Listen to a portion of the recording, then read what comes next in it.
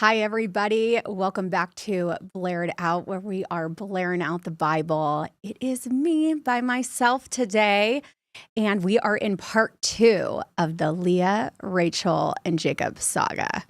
So I wanted to go in and kind of, from part 1, clarify just a couple things. Jacob didn't have to wait another 7 years for Rachel. Laban gave him Rachel 1 week after he married Leah, and but he still continued to have to work for 14 years. And there's just so much that goes into this story. You have Jacob, who is running from Esau. Remember, he took Esau's birthright. There's just been deceiving and betrayal from starting to happen into these bloodlines, as Jordan had said. And it's just interesting because you're now seeing Laban, deceive Jacob in so many different ways. And we've already talked about, the battle of the babies and how having children was really Leah's gift that God had given to her, because she was so lonely. She felt so just alone in her marriage because he never really wanted her. He wanted Rachel. And where Rachel was envious of Leah was that she got to feel what motherhood was like. And there's just this constant betrayal and, manipulation and, trying to get the mandrakes and you basically selling off their husband in the night room so that they could, basically try to have more children. Leah ends up winning this battle of the babies, but Rachel, God does open up her womb and she does have a baby. Now we're going to continue on where Jacob is starting to really want to go back to his home. Remember, he was on the run, and then that's where he met Laban, and he took him in, gave him, fell in love with his wife, Rachel, and, they are continuing this 14 years of servitude. So he's starting to really, the battles are starting to begin. The heads are starting to butt.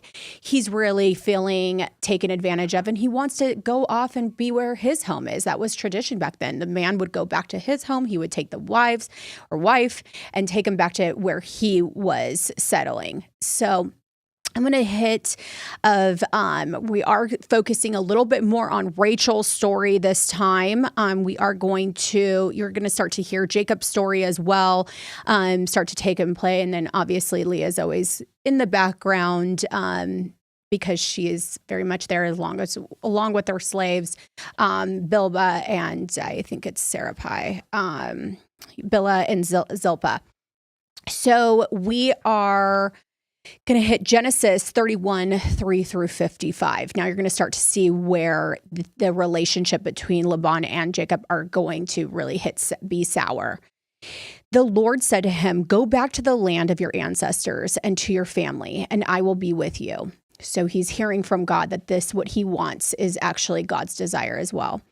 Jacob and Rachel and Leah called to the field where his flocks were. He said to them, "I can see from your father's face that his attitude towards me is not the same as before, but the God of my father has been with me. You know that with all my strength I've served your father, and that he has cheated me and changed my wages 10 times. Remember, he was supposed to be working for 7 years. He was supposed to get Rachel. Laban, the father, slipped in Leah at the night. Everyone wonders kind of how that happened. It was dark. There'd been drinking.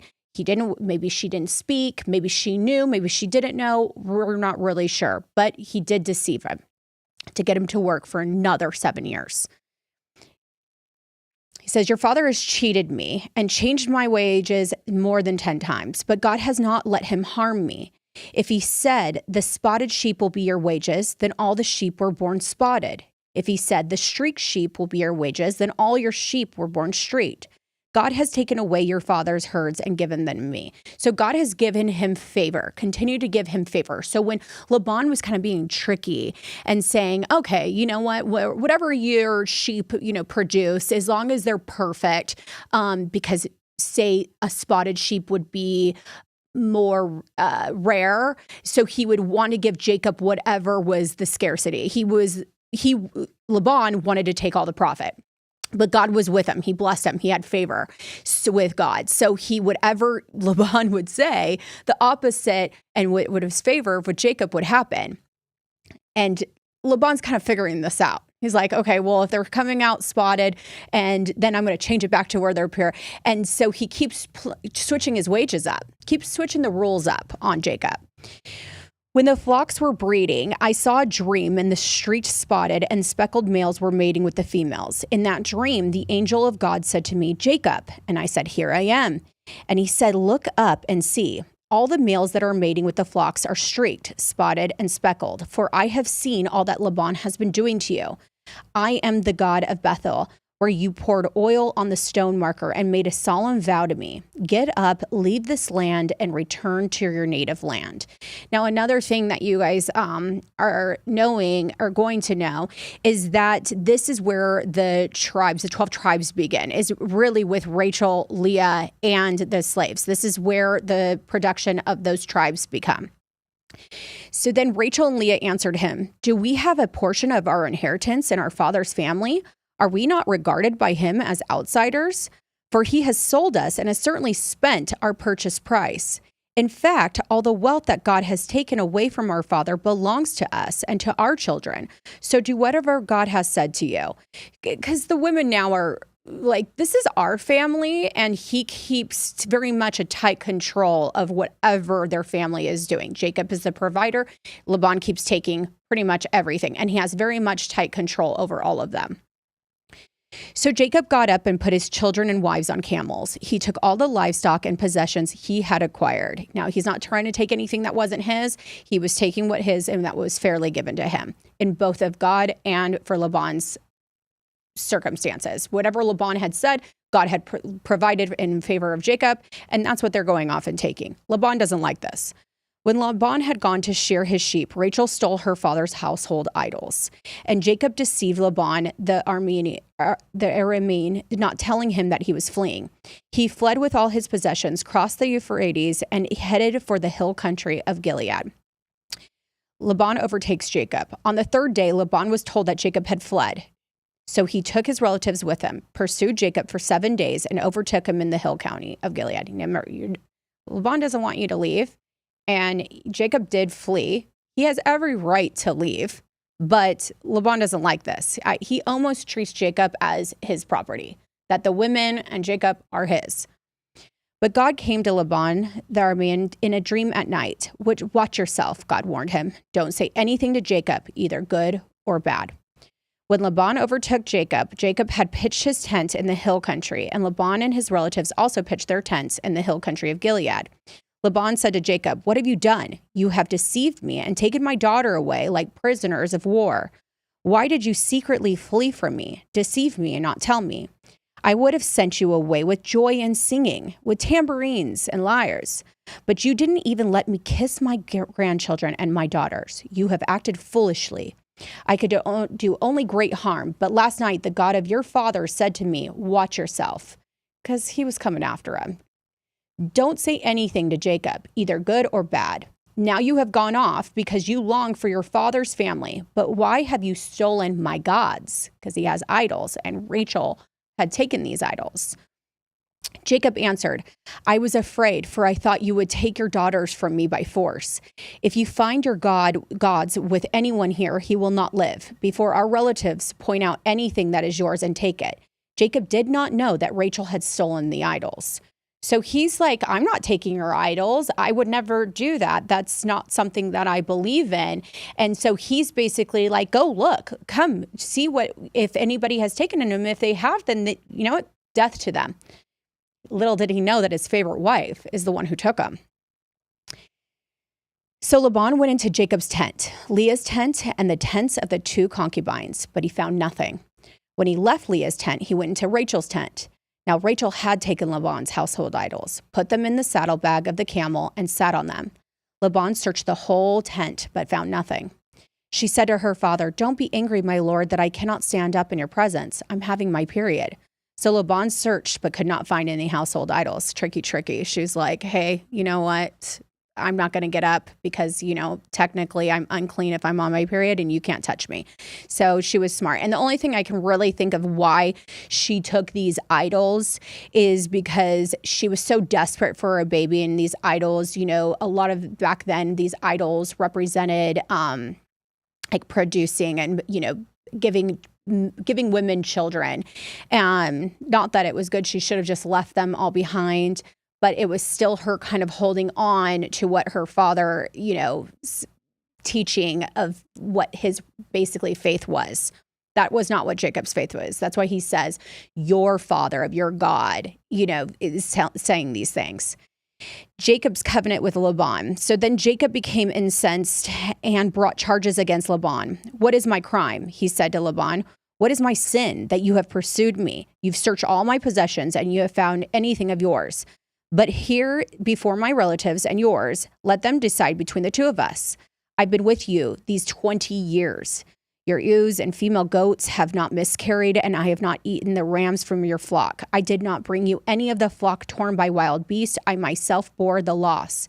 You're demanding of payment from me of what was stolen by day or by night. There I was, the heat consumed me by day and the frost by night, and sleep fled from my eyes. For 20 years in your household I served you, 14 years for your 2 daughters and 6 years for your flocks. And you have changed my wages 10 times. If the God of my father, the God of Abraham, the fear of Isaac, and had not been with me, certainly now you would have sent me off empty-handed. But God has seen my affliction and my hard work, and he issued his verdict last night. Then Laban answered Jacob. Just think about this man. He had to have some kind of power from God to get through all of this. It's been one thing after the next, and he is just staying faithful. He's working hard. He's going by the rules that are placed in front of him, and he is just constantly getting turned left and right. Have you ever worked for a boss and they're like, I need you to do this, this, and this, and you do it, and then they're mad at you because you didn't do this, this, this, and then something that they forgot to tell you, and you're in trouble for it. And you're like, but I did everything you told me to. And then when they switch it, you do those things. And they're just constantly mad at you for something. And you realize this isn't about me and my work ethic. This is actually about you and your communication, what you want. Laban was a very greedy man. That's what he wanted. He wanted ownership. He did not want Jacob to leave because Jacob had favor. Everything Jacob touched was blessed. And he was like, if you leave, there goes the favor.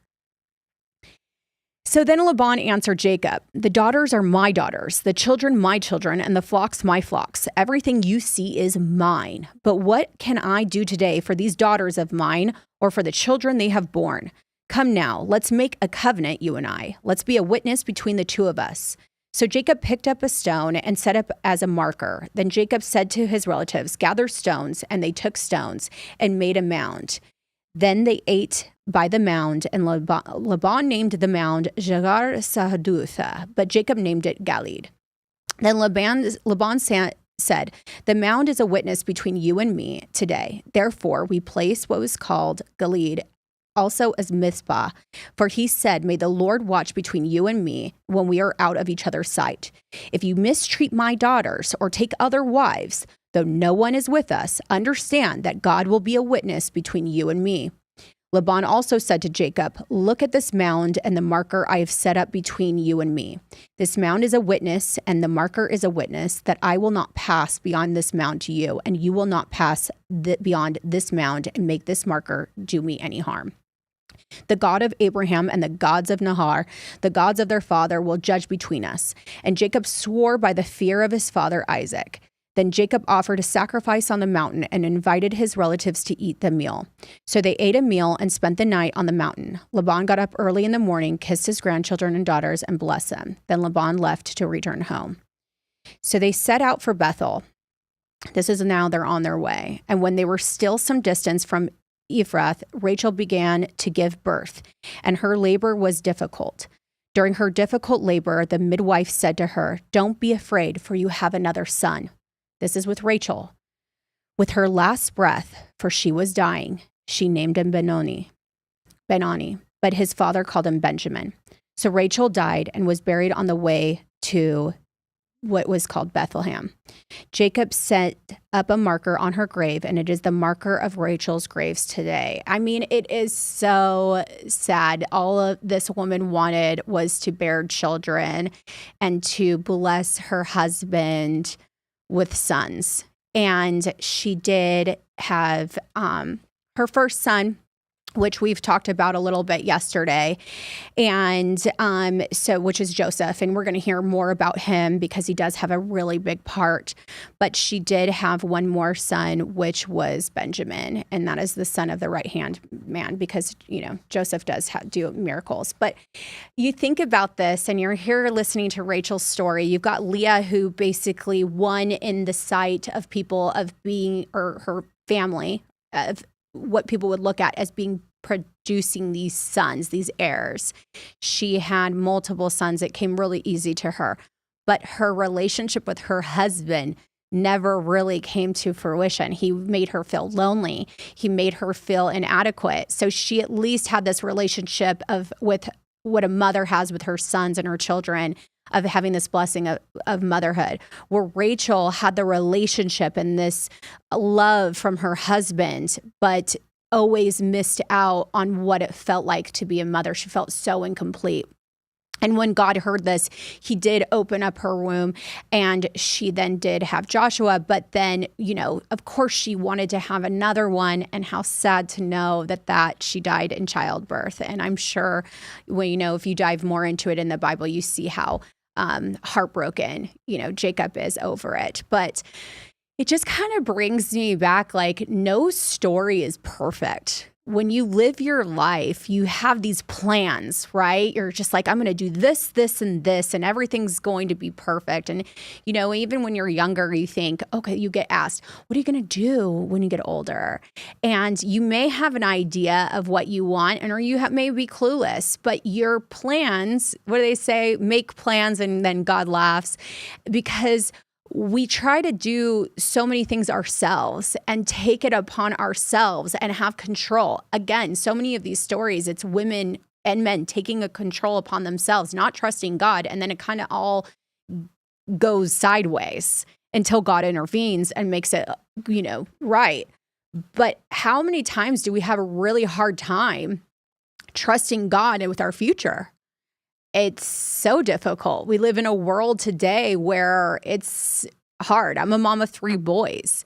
It is difficult with 3 different personalities and constantly struggling about, do I talk to them about this? Do I help them with this?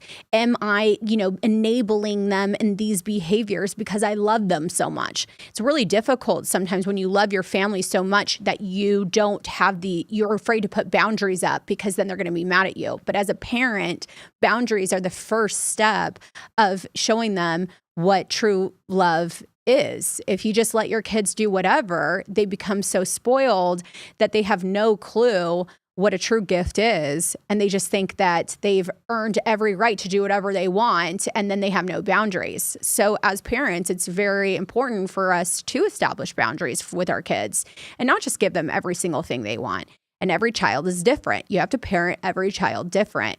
And my oldest I have to be he's very sensitive. And so we have to have conversations, and I need to make sure that my phone's down and then I'm looking him in the eyes and I'm having these conversations. And thankfully, he tells me everything.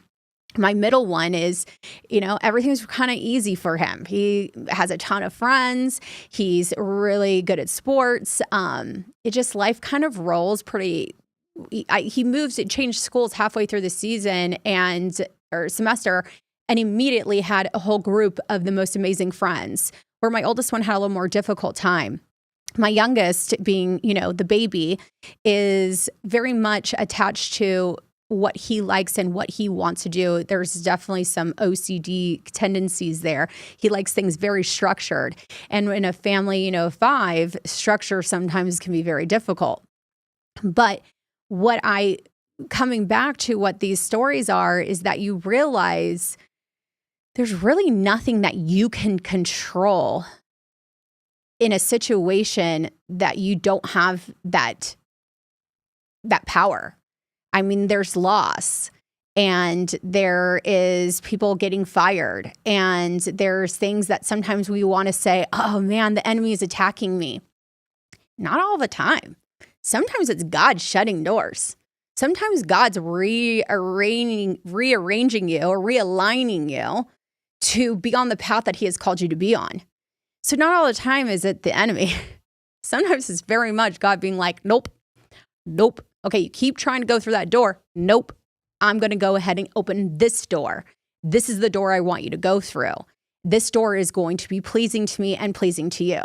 Because sometimes I think that we think that God's purpose for us and God's love for us is different or going to be not as purposeful or as happy and joyous as what our own thoughts and desires are. And that is so far from the truth. Now, that's where the enemy likes to come in and sneak into your head that, you live this life and don't you look at the world and, look how happy everybody is. And, they're traveling and they're spending money and they're buying beautiful homes and, they have gorgeous clothes and their, makeup and everything is perfect. And, the couple is gorgeous and their kids look like they just get along all the time. It's just these kind of fantasies that are constantly put into our faces with these 15, 30-second clips. And God is like, no, I've told you from the beginning of time that I love you. I have a pure love. I want the best for you. And that doesn't look like what you're doing. If you trust me and you trust me wholeheartedly, you will live a life that is full of purpose. And purpose through me is the best you will ever feel. I had the other day, somebody asked me if I was going to talk about real estate. I love real estate. Anytime anybody wants to talk to me about real estate or, ask me questions about real estate, I've got you. It is one of my passions. It's something that I'm good at. It's because I'm a fixer at heart and I truly love people and I treat every single one of those contracts like it's mine. So when things go wrong, I want to fix it. However, I sometimes need to take a break from that. That is where my struggle lies a lot because I have to give a lot of that control up to God. Now, I can't just sit back and be like, hey, God, take the wheel. Like, I'm not going to do anything. You go ahead and handle the whole thing. But no, when things start to go wrong, people get a little bit passionate. They're nervous. They have anxiety. We're dealing with a lot of money. Sometimes I just got to sit back and ask God, hey, I just need to take a moment and I need you to be with me right now. And I need you to calm my heart, calm this anxiety that I've got and give me the wisdom that I can do, what I can do to help in this situation. So I just need to take a moment. God, can you take this from me? And then all of a sudden I'll be like, okay, I need to call this person to get this handled. You're never going to sit back and God just like poof, be a genie and just all of a sudden it just appears. I mean, that would be amazing, but it's just not how it works. You really do have to work through the anxiety and work through the trial, but trusting God that he's going to give you the tools to be able to do it. I was just watching, I do love true crime and I follow a lot of those cases. And I was watching the Ep.4 murders and I'm watching these witnesses and these testimony statements and you're just brokenhearted. And you see every single family have handled it differently. You see, if you guys don't know, everybody knows what this case is. So I don't even think I have to even catch you guys up. But basically, it was somebody who came in and murdered 4 college kids.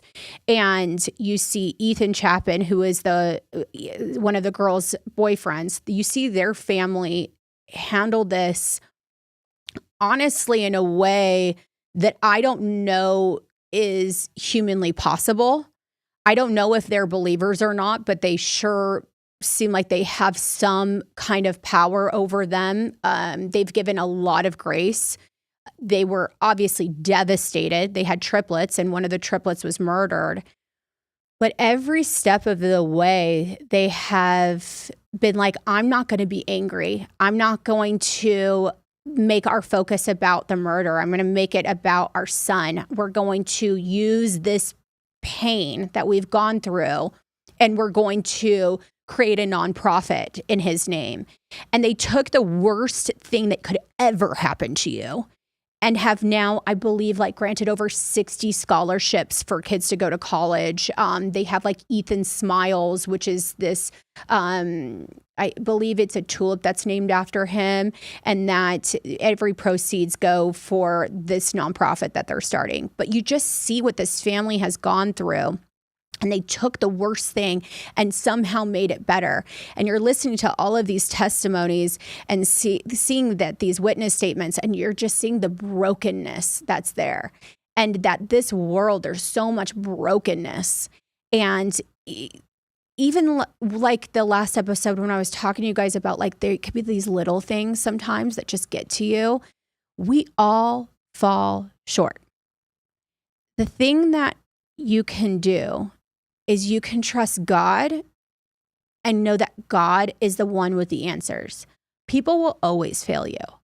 If a church has hurt you and other people who call themselves Christians have hurt you and have steered you away from God, they're going to get dealt with. God doesn't like that. He doesn't want Jesus's name to be a representation of anger, of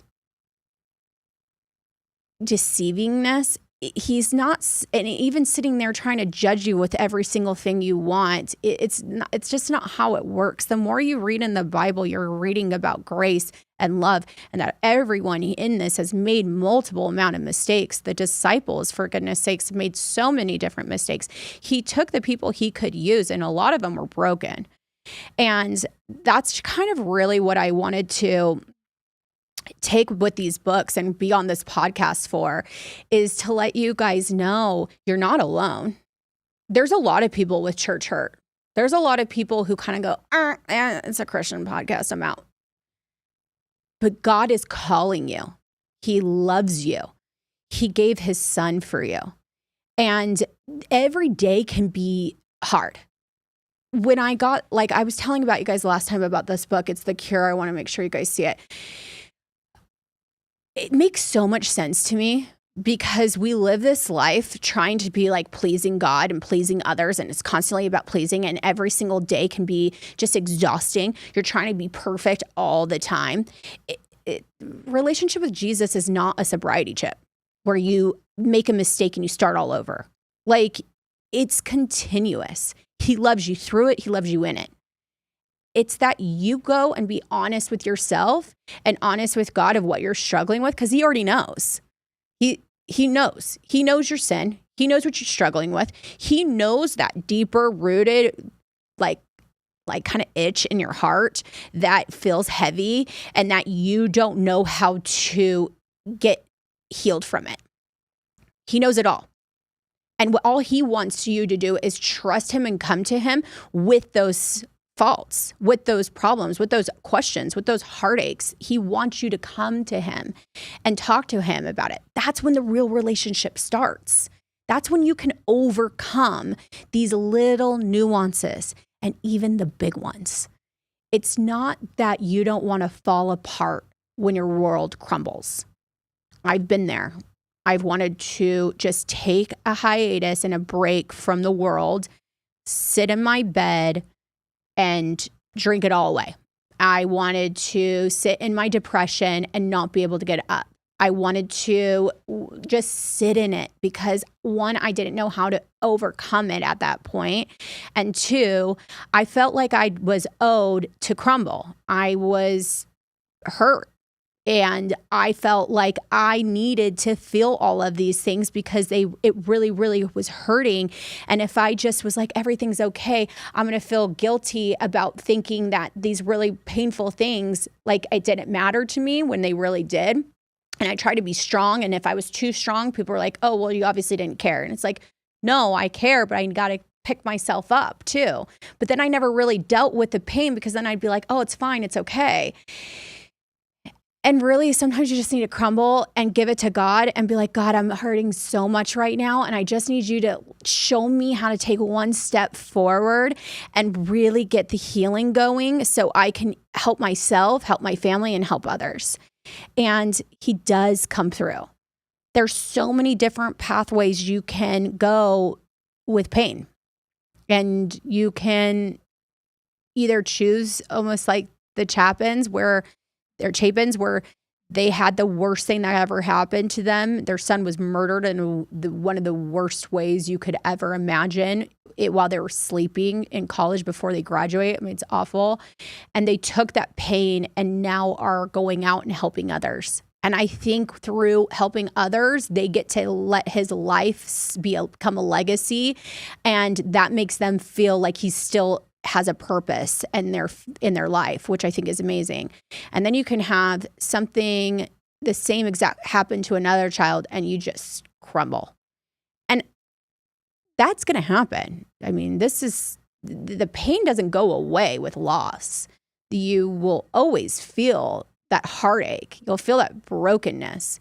It's just asking God, and how do you get through it? How do you feel that he's going to mend your heart and give you this supernatural healing, that even though the pain and the loss and the hurt is still there, that you can still go on and use that pain for purpose? I think that's where so many of these stories in the Bible come through. A lot of pain. And God somehow uses those pain for purpose. And that's all we can possibly do when we're going through struggles. This life is funny. You can do so much with it. You can hurt others with it. You can bless others with it. You can live it to your absolute fullest. And you really try to see the joy in things. And your perception can really change how you feel about things. Have you ever waken up in the morning and the coffee spills and you're a mess, you're late, everything's crazy, and you're just like, this day has to be over. It can't be over quick enough. Everything's going wrong. And then from that point on, the day just keeps getting worse. It's because you're already in it. The day, you already are expecting everything in that day to go wrong. So therefore it does. But if you're in the chaos and you take a moment, you say, this is just a moment, and you take a breath and you said, I'm going to still see the good in this day. I'm going to take a breath. I'm going to relax. I'm going to pray. Say, hey, God, I'm having a moment here. I need you to kind of come in, be with my heart, be with my mind. I need you to kind of take on this conversation I'm having in my head because I'm feeling really stressed out. I'm feeling frustrated. My kids are late. School's about to start. I'm going to have to make lunches, do homework. I'm feeling overwhelmed and still do everything that I need to do for my career and also make sure that my husband's taken care of. And it's just all lies on me. But when I start to give it to God, be like, hey, I can't do this. I need you to kind of step in, help me out here. It's crazy how much you can take a step back and realize, oh, wow, okay, that was me being really stressed out over nothing. I feel a little silly about it. And God just kind of takes it from you. I think it's all about the trusting. When you get the trusting down and your foundation is firm, you're going to see the light so much more clearly. In a world that is dark and chaotic, he will be your firm foundation. And there's questions. You can ask any pastor and any Bible leader. If they say they absolutely have no questions, they're lying. There's questions and sometimes doubts creep in. But the more you read and the more you pray and the more that you ask God and you end up with other people that are like-minded and asking the same questions, you kind of learn and grow together. And then God gives you these little winks that all of a sudden you're like, that's right. That's what I was praying for 3 weeks ago. That's what I was praying for 6 months ago. Oh my gosh, I'm starting to write a journal down and the things that I was praying for a year ago are coming to fruition. This is crazy.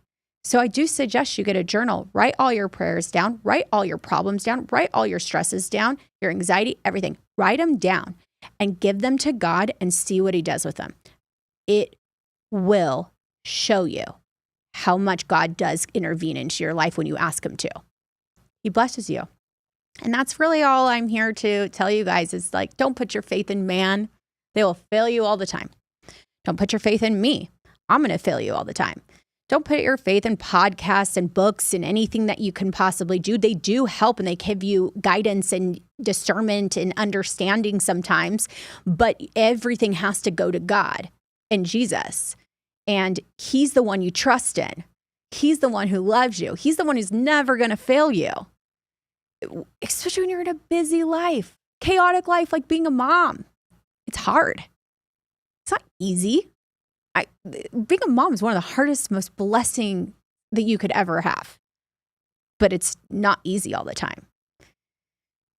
So if you put your foundation in Him, I'll say it over and over again, you will start to see the light and everything will be a little bit more clear. And if you guys have any questions, you guys can always reach out to me. We can go through this together. I promise you, I'm here in it with you. I'm learning too. I'm putting my trust into God. I can't tell you how many times I have questions where things go wrong and I'm instantly like, where were you? Where were you today? And then I just kind of sit back because being in your quiet time is when He answers. And sometimes it's hard for me to be a little quiet. But, we're all work in progress. And I promise you that He does love you. I can't say it enough. And if you have been hurt, give it another chance because Jesus won't hurt you. People will, unfortunately, but Jesus never will. So I pray for you guys. And I just say, dear Heavenly Father, for this listeners that are listening in and tuning in, that you just be with them and show them what a friendship with you is like and what a relationship with you really does look like, and give them that hunger for wanting to read the Bible and just to have an actual relationship with you. And be with me, Lord, and just make sure that you are, protecting and guiding me with the Holy Spirit with the words that come out of my mouth and that they are pleasing to you and to you alone.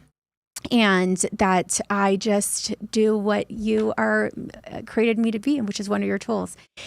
In Jesus' name we pray. I love you. And thank you guys so much for listening. And till next time, Blairin out the Bible.